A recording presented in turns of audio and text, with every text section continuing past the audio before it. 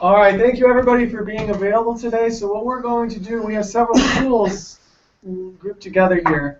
We were planning on doing just one question at a time, going through by schools.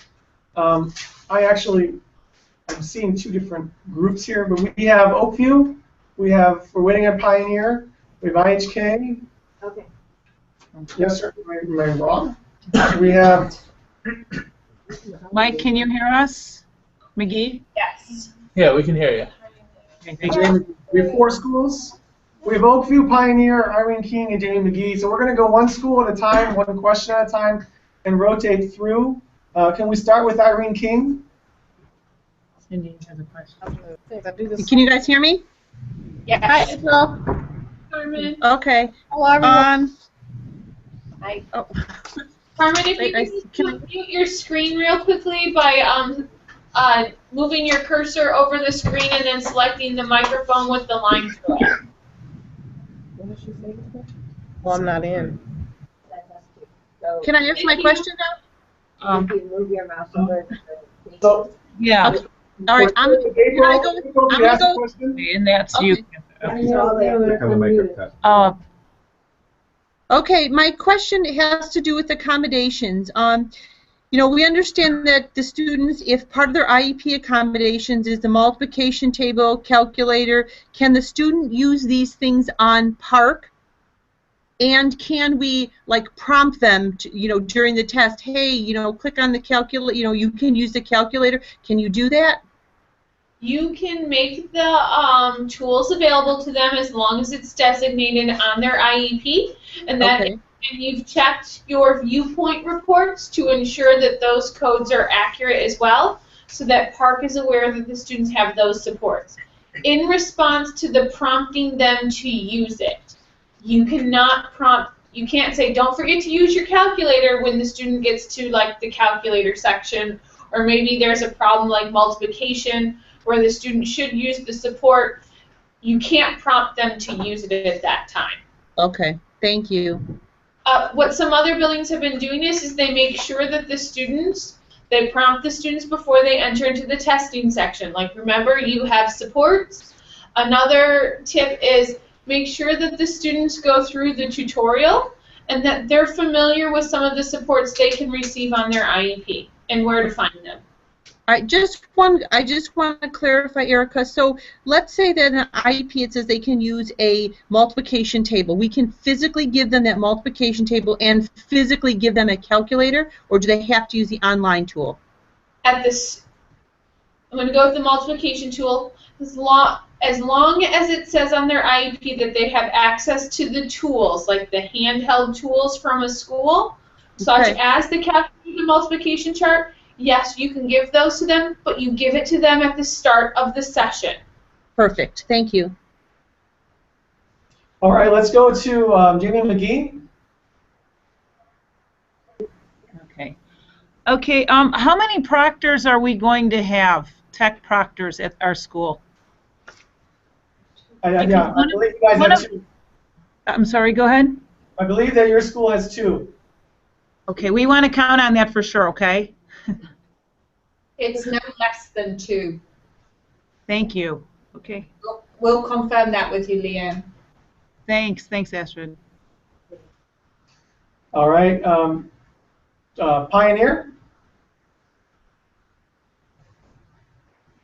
Hi, how's everyone? Good. How are you?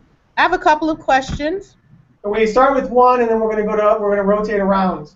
Okay, which is most important. Okay, what is the district's stance on small students in small groups getting their specials times as opposed to leaving them, returning them back to the classroom to receive the additional instruction?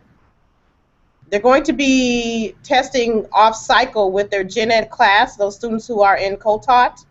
Do we make sure that they get lunch, PE, LMC, all those things, or do we just return them back to instruction for the remainder of the day?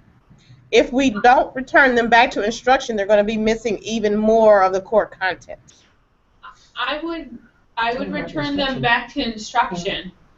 Yeah, I think we're in agreement here. You would return back to instruction. Well, let me see this. I would recommend that they get lunch and then Well, return they're getting them. lunch. I can't deny the lunch. Right. In terms of PE, art, music, and LMC. Yeah, I'd return them back to instruction. Okay.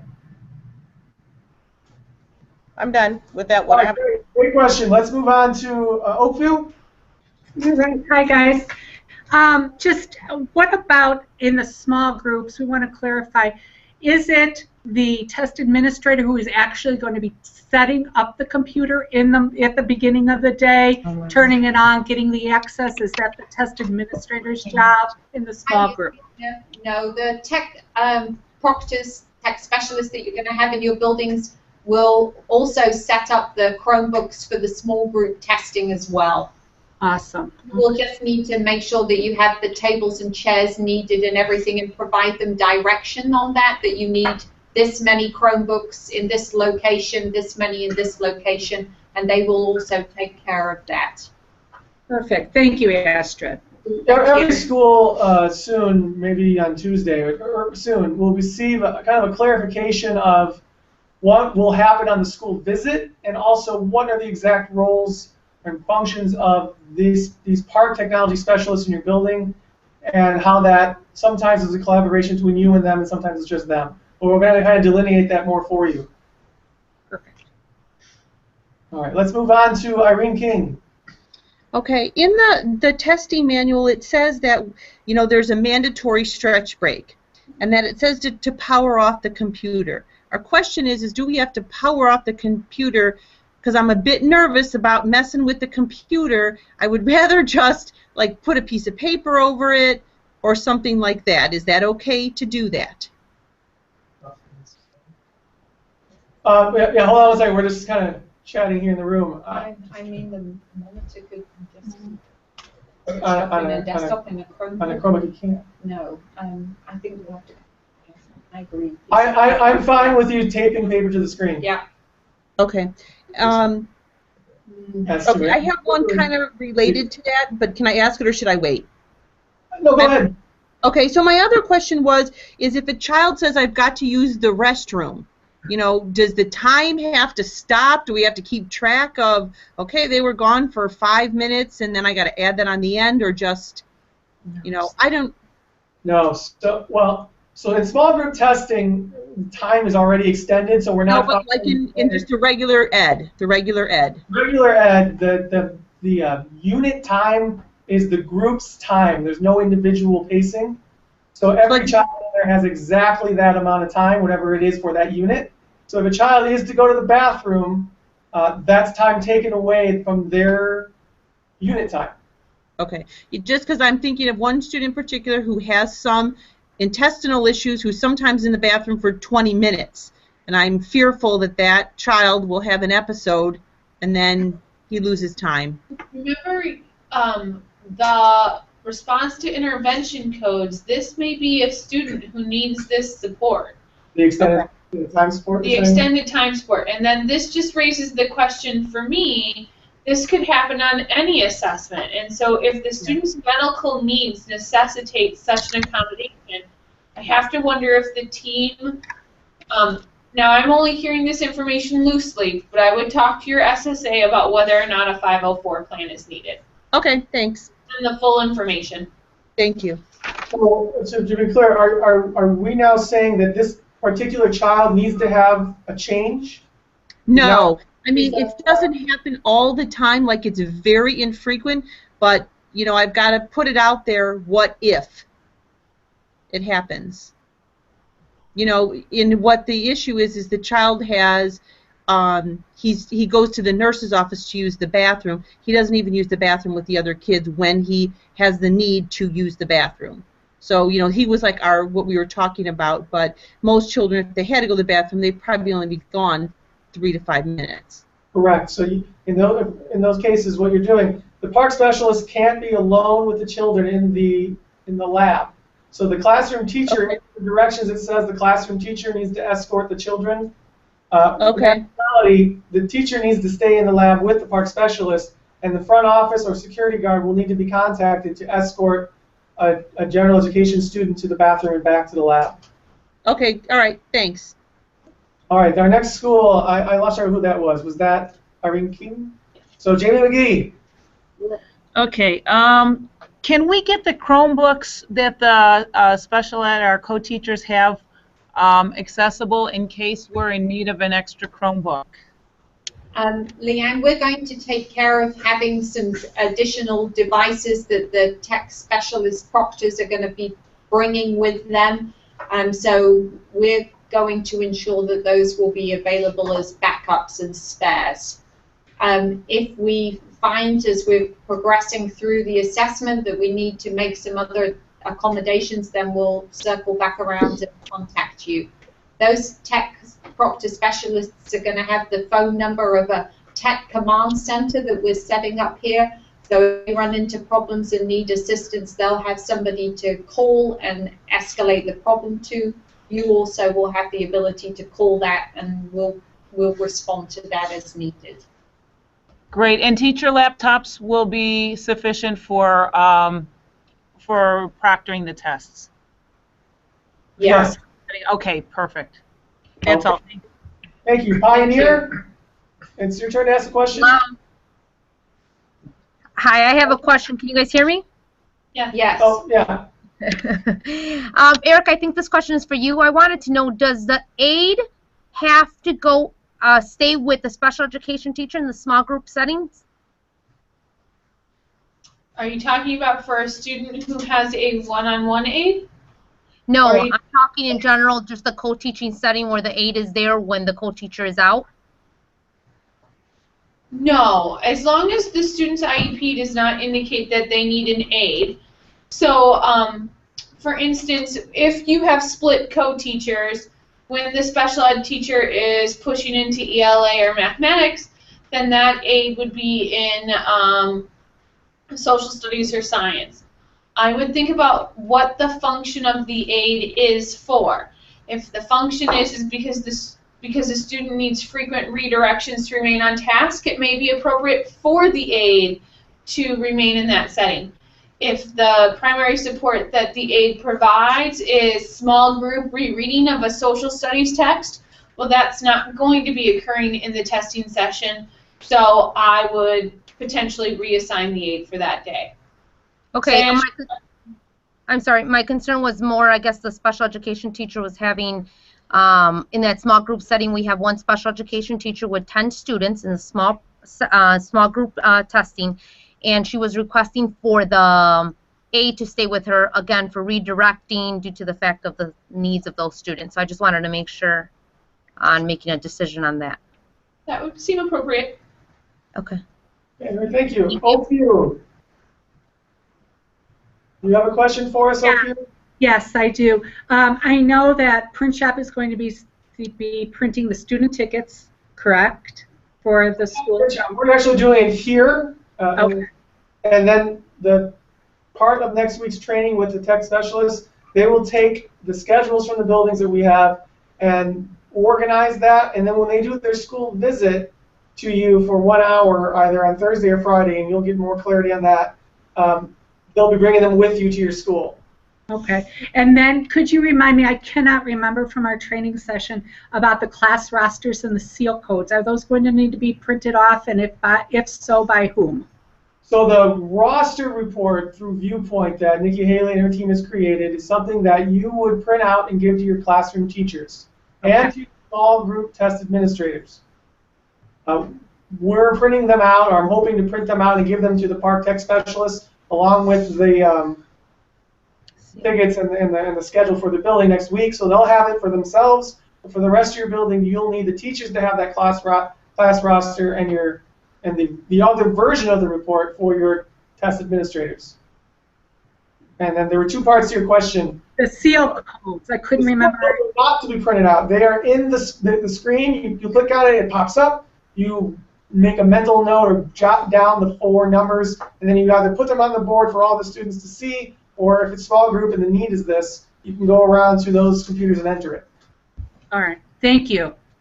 And just so you understand, the reason we're not printing them out is we do not want any mistakes with kids having the wrong seal codes or too many seal codes. One seal code at a time is all that is allowed. All right, moving on to Irene King. Okay, this kind of has to do with maybe a little bit to my last question about the redirection. In a student's IEP, if it says because they have ADHD, they need frequent redirection during tests as part of the accommodation, but if we're not allowed to redirect, I mean, or are we in that case? Once again, it goes back to the purpose of the redirection. So an example I gave in an earlier session is keep trying. So let's say the student's head's down, or they're looking all over, or maybe they're minimizing the computer screens or whatnot.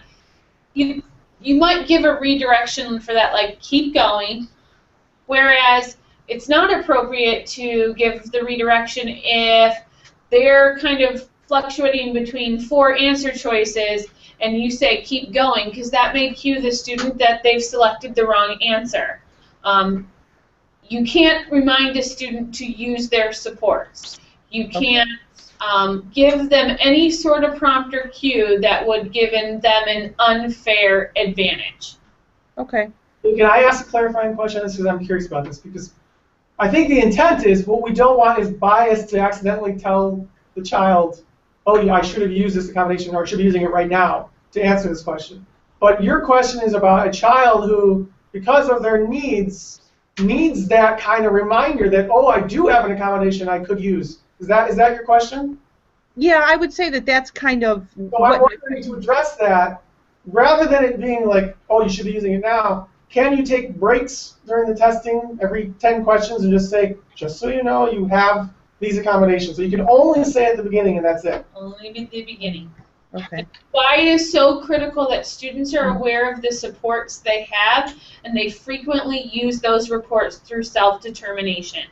So it's very different if the student says to you, I can't find the calculator. Can you please show me where the calculator is? Because there you're giving them a prompt because they're self-advocating a tool. But we can't say, please remember to use your calculator. So the students self-advocate for themselves. Okay, so you can say, if they say, I can't find the calculator, where is it? You can say to them, here's the calculator. Oh, that's a good point. Yes. I would assume that you're talking about on the computer assessment. Yes. Yes. Our Amy Feller, our assistive technology, is looking up and trying to see if we can find the answer to that. Okay. I will say at this point, I believe we can answer that question. If I hear otherwise, I'll clarify that further. Okay, thanks. What we cannot do is we cannot prompt them to use a tool that they have not self-advocated for. Okay, thanks. This goes down to Jamie McGee. Okay, I think we have all of the questions that we've had answered. So I think we're good. So if anyone else wants to continue. Okay, so then it goes to Pioneer. I did have one last question. I know you stated it earlier, but I want to confirm.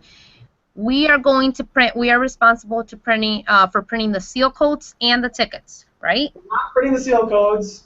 You are not printing tickets. We are giving you the tickets. As you open the test administration for the session, you will click on resources, and then it'll be seal codes, and they'll pop up on the screen. There'll either be 2 or 3 of them. You are making a note of the one that applies to the unit you're testing now. Okay. And then we're writing that on the board, or in small group testing, if needed, putting that into the system for the child. But we're not putting them out. Okay. I understand. Thank you. Sure. Good question. Next up is Oakview. Hey. Okay. So I think I have an answer to this, but is there any specific protocol that district is suggesting if a classroom teacher or test administrator, well, not so much the test administrator, but the classroom teacher is absent that day? Oh, I remember this from last night. So the question is, who's covering the administration of the test, or who's serving as the licensed educator in the room? Either one. Both. well, a substitute teacher can serve as the licensed educator in the room. So if I'm a general education classroom teacher and a substitute teacher who is a licensed educator is brought in for the day to cover my class because I'm sick, I can escort that class to the testing session and stand there to assist the test administrator. If the question is, my small group test administrator is out, and on top of that, all of my other small group test administrators are testing, I don't have anybody to cover it, then we have a couple options we could do, but I didn't have a chance to run this by Astrid in the morning, so I don't know if I can. The options I was thinking of are these. We have hired 10 additional subs every single day from Robert Half. In that scenario, my first inclination would be, if the school is saying there literally is no one else in the building trained in administering the test, and we have to have somebody, we need to know that either the night before or early in the morning so that we could solidify one of those subs to cover the position. The other option, I had heard this in passing, I don't want to put Astrid on the spot, but I heard there is, I don't want to say it, a last resort scenario of who could cover testing. Is that not a policy that has, I've heard about it from other people. Field techs could cover it as a last resort. Oh, as the Test administrator. tech specialist administrator? Well, in this case, yeah. The snenario is a small group test administrator is out. Yeah, one of those options will work, and Michael and I will figure out which way we're going to go. And so I want to clarify that we can make those things happen. It's very difficult to do in a short period of time. So the easiest solution is to go with another trained person in your building, which includes the AP, because most APs have been trained in this now. But in that situation where there is nobody, then we have these two options out there. And another option is let's say your other test, your other small test proctors may be instructing that day. You could utilize the sub to cover for your other small group test proctor, so that individual could then proctor the assessment. So there's a couple things that buildings can do before needing to move to the last resort. I would also maybe encourage you to train some of your related service or other staff members so that you guys have a few backups for the backups. Yeah, I mean, if you think back to some of our earliest conversations, we'd always said there needs to be 2 experts in the building. That those were not necessarily the 2 small group trainers, but they were the extras in the building for this purpose. Right. And what about some of those people, though? Will they have, like, we got the passcode, the passwords and all that? Is that it? I mean, I'm hoping that I don't have to deal with any of that, but, you know, when we come to the passwords and being recognized by the system, will everybody have that access? Are you saying, will they have a username and password to Pearson Access Next? Correct. So, as a reminder, and Eugenia, we went through this the other day, it is the role of the assistant principal or school leader to ensure all the small group test administrators have access to both the PARCC training site and the live sites. Got that. And those directions are in the task 1 PowerPoint of how to do that. But then what about the extra people? I mean, not the extra people that I have in my building, but like you're talking about the, you know, the last resort people. It just they all have access or will have access, yes. Okay. Okay. All right. Thank you. So Oakview goes to Irene King. I'm not sure if you guys can answer this question, but it came up. A few of the teachers are asking, do the questions that the students don't answer count against them? You know, because in ISAT it count against them. So when we gave the 10-minute warning, then kids knew that, okay, I've got 3 passages to read. I better start guessing, if you will. I don't have an answer. That came up earlier today, and I saw it on the list of questions last night. I tried to find an answer on the internet last night, and I could not. I need to call ISB to find that out for certain. And I haven't had time to call today. But one thing I will state, all of the questions from today and the answers will be provided to everybody in a document early next week. So you'll see the answer in there. That's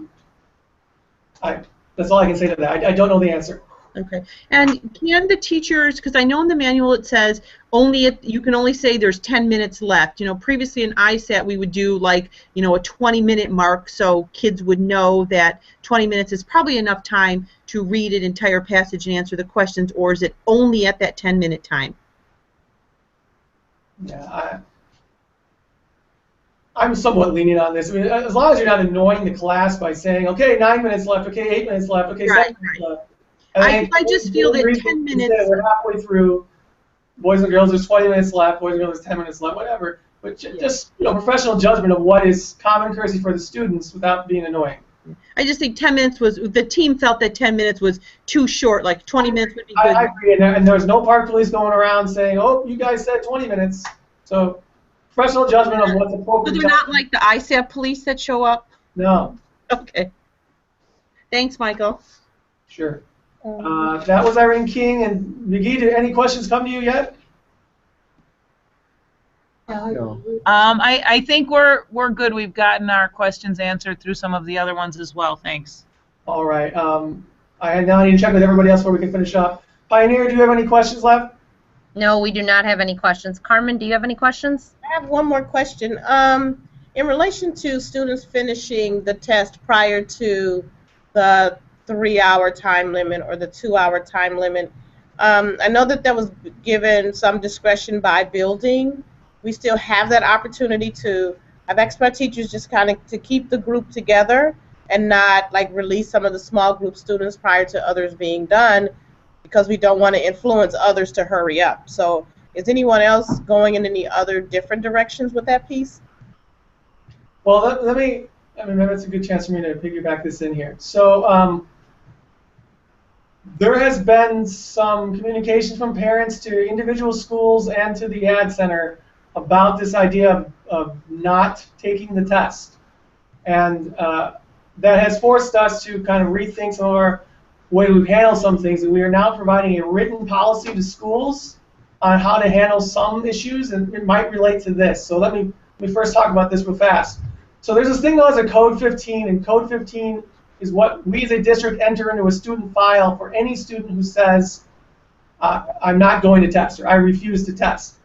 There is no opt-out letter from the state of Illinois, so what we do have is the letter to give to families who say, I don't want my child to take the test. So there is that letter that says, we don't have an opt-out policy. You would provide that to the families. If the family tells their child, you're going to school but you're not testing, then that child will come to school and be administered the test. However, the child will then say, I'm refusing to test. So then we make note of that. We cannot try to compel, convince, or coerce the child into taking the test, but because of our licensing, which means that as a district, as schools, and as individual professionals, we are bound to school code, we have to administer the PARCC test to all students. Administering means presenting them with the test. So the child will go to the lab. In the lab, the test will be started, and the child will say, I am not testing, or I refuse to test. We'll make note of it on the form I'm going to send to you, and it'll be just simply what their name is and what was the name of the test session and what unit it is. And then they'll have to do that for all 3 units of ELA and all 2 units of math. Once they say, I refuse the test, they have to read silently at their desk from a book. Now this applies to Carmen's question, because I think Carmen's question was saying, what do we do when kids are done, and how long do we need to wait? So we're now saying, have kids read quietly at your desk. Once everybody is done, dismiss them as a group. If you still have that need where you feel, there's so much time left and everybody but 2 kids is done, and you have a reason in your building to dismiss the group except for those 2 people, we're not taking away that discretion to do that. However, it is our recommendation that you avoid that, and you have everybody read quietly until time is expired or all students are done. Okay. Thank you. Any other questions from Pioneer? No, thank you. No, thank you. All right, so that was the last spiel I was going to give anyways. So do we have anything else we need to cover? We've got a couple of follow-up items that we'll email or email you about.